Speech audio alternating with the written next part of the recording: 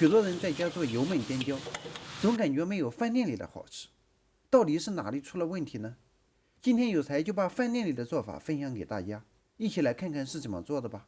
首先我们准备尖椒一大把，把其清洗干净后去除顶部之地，然后上去就是咔咔的一阵拍，咔咔咔，这是干啥呀？做个菜咋还这么暴力呢？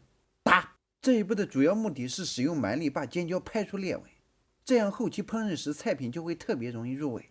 很多人在家做这道菜都省略了这一步，这也是为什么你做这道菜不好吃的原因之一。然后我们再把尖椒一劈2备用，太长的就改刀成3段。就这一转眼的功夫，镜头还没来得及跟上，我已经把五花肉剁成了碎末，再来点姜末蒜末，开始烹饪。废话不多说，锅内已经倒好了宽油，待油温6成热时，把尖椒倒入锅中炸一下，大约6秒钟后，用肉勺按压尖椒，然后捞起打个滚，继续按压一下。这样做的好处主要有2个：一是可以更快的把尖椒炸熟，二是可以按压出尖椒内部的水分，这样尖椒在后期烹饪时口感更香，且更容易吸收料汁的味道。大约经过12秒钟的炸制，尖椒就被炸成了虎皮色。捞起控油，锅内留极少量底油，一定要极少量，否则成菜口感会腻。待油温烧热时，下入肉末直接干煸，当肉末被煸炒至6成熟时，加入葱姜蒜干辣椒，再来点花椒粒，简单炒一下，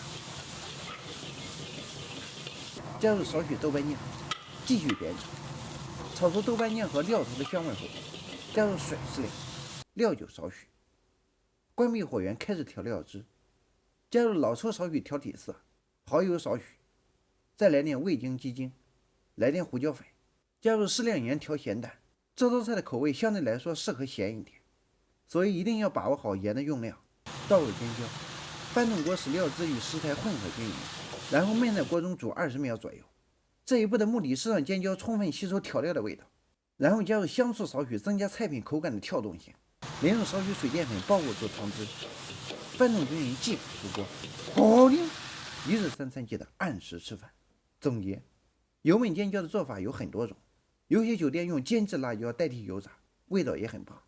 有些酒店在制作这道菜时并不加醋，口感也不错。有些酒店制作这道菜时不加盐，完全用豆瓣酱来调制菜品的咸淡，这样成菜的颜色会显得比较红亮。但是个人感觉这样做的口感会稍显逊色，因为过多的豆瓣酱会掩盖尖椒的香甜之气。有些酒店还会把这道菜做成冷盘，比如在炸之前在尖椒上炸出小孔，然后把炸好的尖椒放在油焖酱汁里浸泡即可。咸辣的朋友可用青椒代替尖椒，味道也不错。所以说食物定位，烹饪定法，适合当地绝大部分人口感要求的就是好的。不辣，不辣，不辣，真不辣，你尝尝。不吃，辣的嘴子吸溜还不辣的。真不辣。不辣你吸溜咋的？